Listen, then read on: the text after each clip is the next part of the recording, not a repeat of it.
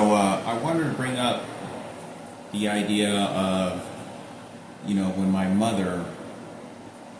mother used to walk by, because the little girl, my sister who passed away, who had Down syndrome, lived next door. They used to walk her up and down this also on the sidewalk on the side of the house a couple of times, just to get her busy. And I guess it's because I don't know what the situation was. And every time that my mother, there were a number of times that I had seen this, a lot of times, where my mother very much looked like she surrendered the child. And she very much, she didn't touch the child. She didn't even want to make very much, if any, eye contact. And I would see this a number of times growing up. And there's just no one around on the side of the house, and her and Luca would share a few words, and my mother would walk away. And the way that she expressed that was very much of, that's not my daughter. But she very much surrendered the child. So I thought it was important for me to talk about. Because,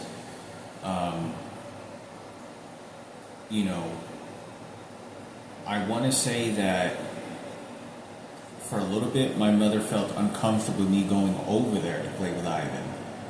And I remember she was just and she didn't want me to really kind of go over there, because to me it wasn't it could have been also protecting the child, but it's because she didn't want to feel guilty, of the fact that she's not touching the child, and I here around this little girl, and I don't even know it's my sister, but let alone it's Ivan's sister who takes care. It's Ivan that does everything. And I thought it was important because, this is some of the behavior that wasn't probably any cameras. I'm sure there was some sort of detective. Obviously, Ken Cooper's detective showed up at Cece's Pizza, and he looked identical, like he was Ken Cooper. And I remember that. I remember him charging at me because I didn't know this was my sister when we went to Cece's. And this detective guy, you could tell when somebody was out of place because they were eating by themselves and they were white. And this area was filled with Mexican people and Asian and some blacks, but it was primarily filled with Mexican people because it was Cece's Pizza used to be in the hood, where it was in a poor area. The only time that you would see white people was after football games, or after football games or basketball games or some sport games. Some of the teammates would gather up after games or after a practice and then show up to Cece's, but that wouldn't be until 7 p.m. But this particular night, you would really see a guy of this class sitting in a restaurant like that. He looked very out of place. He was wearing a collared t-shirt, dress shirt with, I'm going to say gray slacks, some sort of slacks, some gray slacks. And I remember, I don't think he was wearing tennis shoes. And I remember looking at his clothes, and he was eating by himself. And the way that he was eating was not, he was eating like he was eating a pig, like he was a pig. He was very close to the dinner table, and so he was doing this as I was watching my sister just do this. So he's playing detective, and this is whenever I didn't understand why my mom's eyes were getting red, and I looked over at my mother and I said, what's wrong? And I'm looking at her and I'm looking at the family, and I don't know why she's doing this. I don't know why. And I thought it was important for me to talk about. And, I thought it was important for me to talk about because that's where the guy rushed me and charged at me. And I remember kind of doing this, and my mother turning around and looking at this guy like my mother rarely if my mother turned around to acknowledge a person because of her child, it had to be an extreme type of behavior. But the way that my mother moved was that of like a mother bear, a mother tiger, a mother lion, like looking like that's her offspring, that's her baby. Like it was that of a mother protecting her cubs. It was that kind of look and behavior. Because when my mother moved, she kind of moved like slowly and, like angry. And he very much felt like he was in charge of my mother. Like his behavior, he was a large person, like Ken Cooper, same blonde hair, sort of facial structure. Anyway, I try not to stare too much at my sister, I remember. And the reason I didn't want to stare too much was because I didn't want to stare because I felt that the family, David, Ivan's dad, and Ivan, and the transgender lady that took care of my sister, I was also hitting her, but I don't know what the story to this was, is it would shame them. Like, look what kind of baby you have, like, let them eat in peace. So the reason I remember looking directly at him, standing out for such a short period of time, and then I look away, keep my own business, and then look again and glance. But I would not put all my focus into that because let them eat comfortably, let them enjoy. They're with the sick girl. Let them eat peacefully with their family. That's why. And I remember very consciously thinking of this, very consciously. Where it's their family, and that's just what they're, let them. And they were at a small dinner table. It was the way that they were sitting they weren't sitting at a booth. They were sitting at one of the tables in front of the TV. And I remember thinking to myself, it looked kind of shameful, very sad, because they looked like they were sitting they particularly looked like they weren't sitting at a good quality position in the restaurant.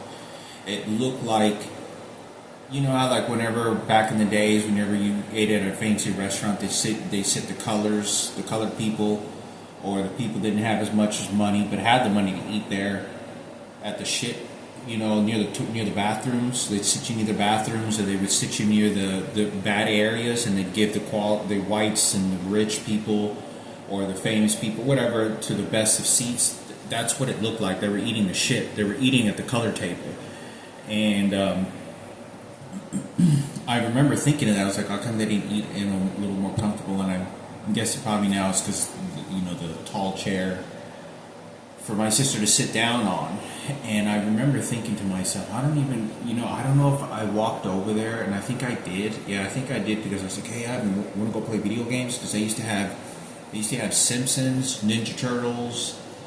I think they had, was it Daytona USA? I think it was Daytona USA or Cruiser, the old school Cruiser. But they had the Simpsons and Ninja Turtles there for sure. I remember that. But it was either two. They had Daytona for a little while, and then I think they switched over. But they had Daytona and then Cruiser, the old school game. And I think a couple, like a ping pong. I go, hey, I want to go play video games, we'll play Simpsons or whatever, Ninja Turtles. And when I went there, I'm not even too sure. Ivan could tell you this, or David. My sister had she had bowel movement problems. That's why she was in diapers. And I know this is very disturbing, but I walked over there, and I think you could smell feces, because I was, whenever I was, a lot of the times when I was around her on the front porch, it was pretty frequent that she had bowel movement problems, so she would just shit, and you would smell.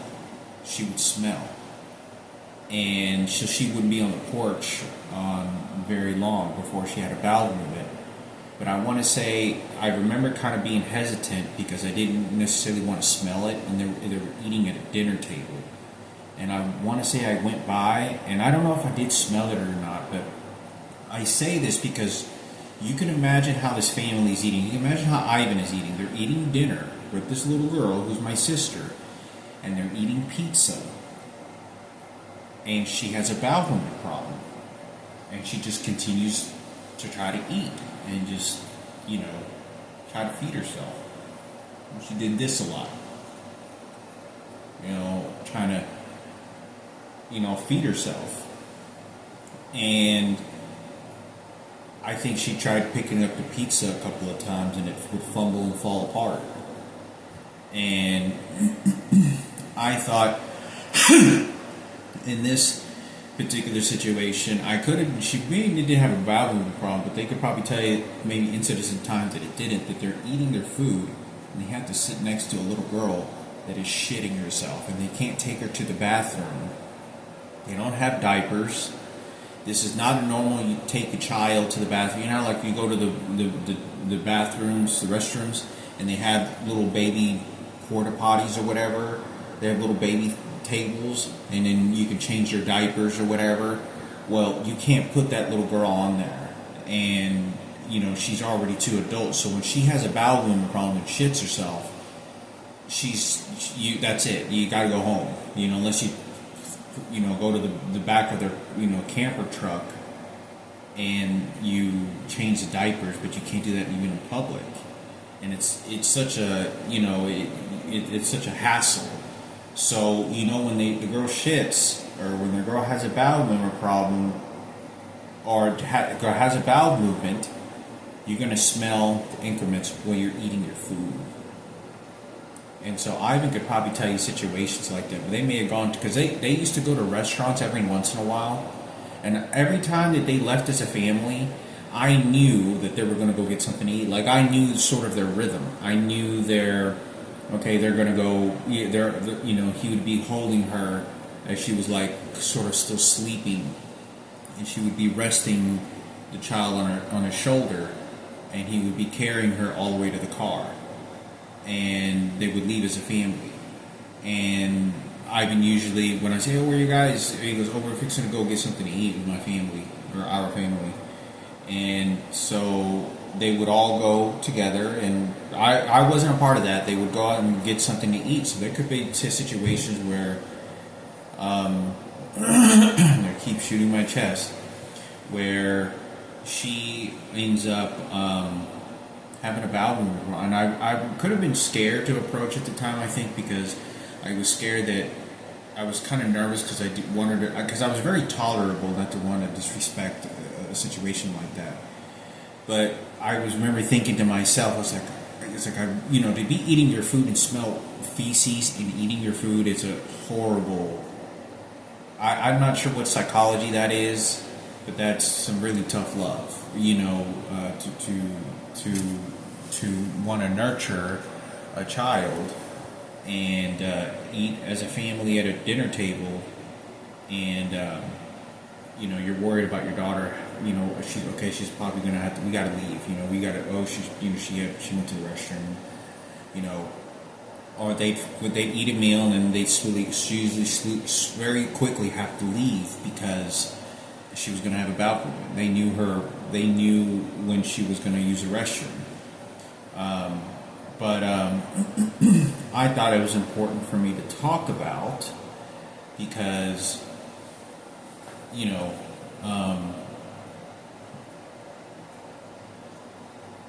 my mother,